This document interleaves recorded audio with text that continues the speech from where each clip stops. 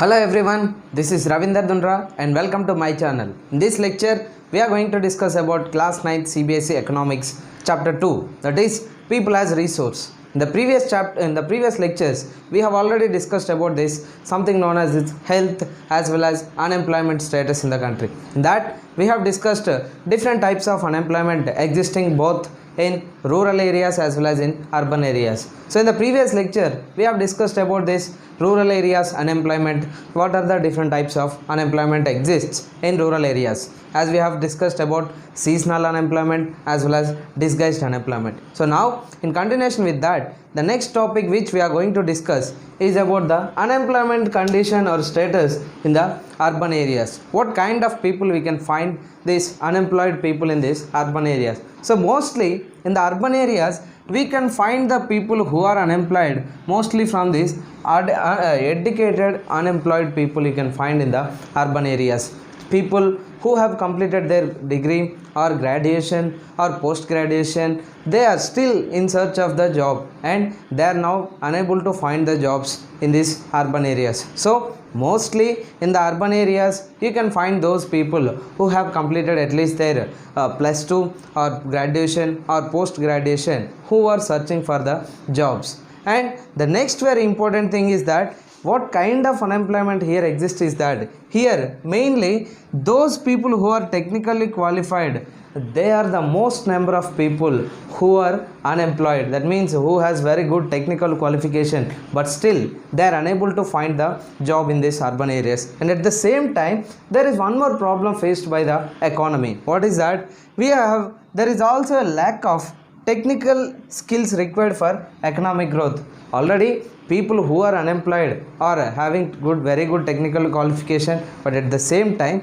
whatever the technical skill which is required for the economic growth is not found in this country. So at a time, two problems we are facing under this unemployment. Then what causes, that means what happens if there is unemployment in the country. So we will see what happens if there is unemployment in the country. So unemployment leads to the waste of manpower. Suppose a person is very well technically qualified, but if he is unable to find the job, means what happens? Whatever the potential he has or whatever the potential she has will be wasted, cannot be used properly. Therefore, the first and foremost impact of this unemployment is that it leads to the waste of manpower, or it leads to the waste of potential or capacity of the person. Then the next thing is that people who are an asset turn into a liability. As we have seen that usually the main aim of this chapter, what it says, we need to turn the asset people from liability to the asset.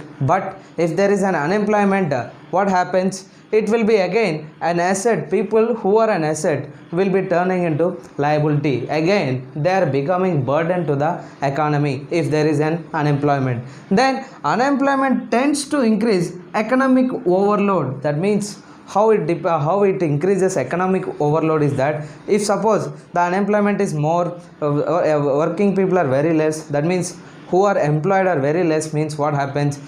All these unemployed people, they have to depend on those people who are employed. So that is what you see, unemployed people, they are mainly depending upon this working population, which ultimately leads to the economic overload. And at the same time, the quality of an individual as well as society will also get adversely affected. How it will be affected? Suppose in a family, one person is working and the total number of members in the family are 5 members. If one member is working in the family, remaining 4 members, if they are sitting idle, if they are not contributing anything to the family, means they are all depending upon the person who is working. So that person will be taking care about this entire family. So here these 4 members have become burden to that person who is working. In the same way, if that happens in every family, what happens? Automatically the society will be under burden. If the society is facing this burden, or if it is facing economic overload, automatically the country will also face this economic overload. So here some of the consequences of unemployment are, again if you see, it leads to the waste of manpower, it will be turning again asset into the liability. Then it tends to economic overload, and at the same time it also affects the life of an individual. At the same time the society may also get adversely affected. Now let us discuss about some of the other consequences of this unemployment. So as I have mentioned that this unemployment will be adversely affecting the family as well as this society, and not only it is about an individual, family or the society, overall unemployment has also impact on the growth of economy. That means the economy or the national income will not be in the development path if there is a lot of unemployment. So it may also affect the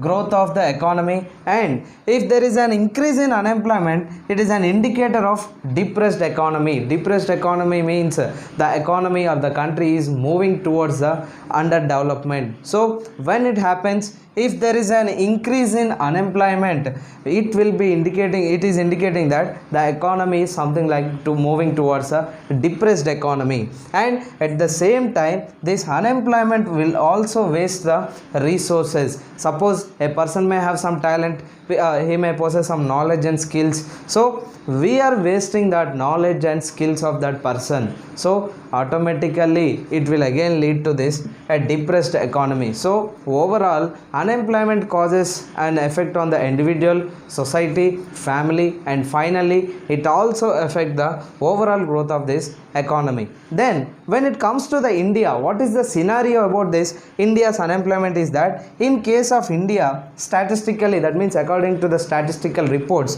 what it says is that the unemployment rate is very low. That means according to the statistics it is showing the unemployment rate is less. But why it is less is that usually when we count this unemployment, or when we classify people as employed as well as unemployed, what is happening in India is that we are counting a large number of people who represent a low income and low productivity but counted as employed. Suppose a person is employed, he is getting very less salary per month, but what is happening, we are counting that person also as an employed person. Therefore what is happening, the income of that person is low, at the same time the productivity or the output which he is contributing is also very very less, but we are counting it as an employed person. So like this there are many people in India who are well educated, well qualified, but when it comes to their job they are not doing the job of which is equal to their qualification. They are just to lead their family, just to live, just to earn for their subsistence, or just to survive. They are working for lesser salaries and they are producing even lesser, but these group of people are also counted as employed. So that is the reason why our statistics shows that the unemployment rate in India is lesser. And not only that, if you take this primary sector in India, most of the people are something like self-employed, which that means self-employed means what is happening here. Suppose say same family members, they will be working under same field of their family. Suppose maybe 5 members working in a same field which is producing very less, and like this many members in the country, they are something like working in their own fields and considering themselves as this self-employed. This also says that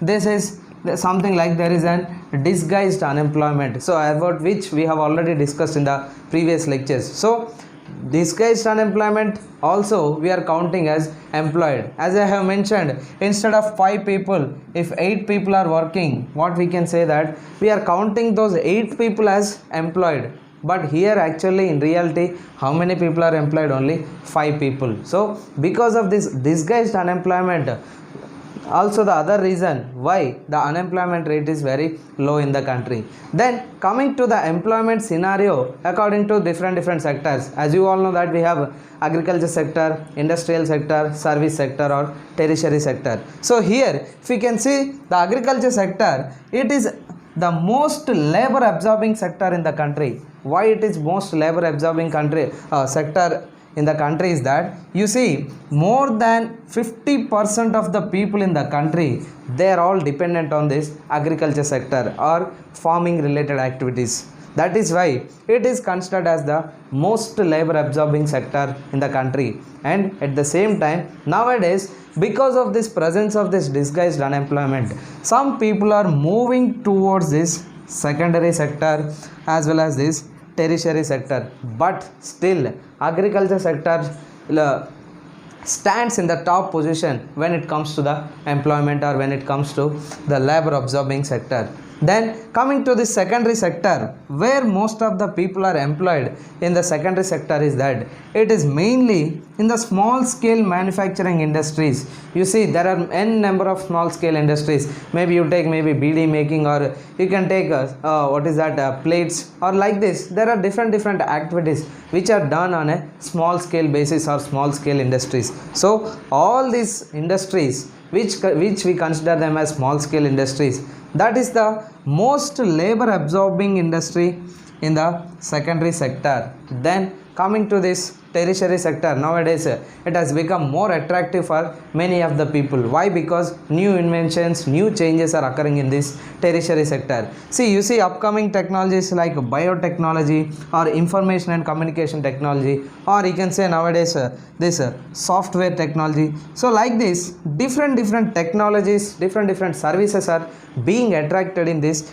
tertiary sector. Therefore, most of the people now, they are slowly drifting from agriculture to the secondary and towards this tertiary sector. But still, as I have told, agriculture stands in the top position when it comes to employment. So with this, we have completed this chapter called people as resource.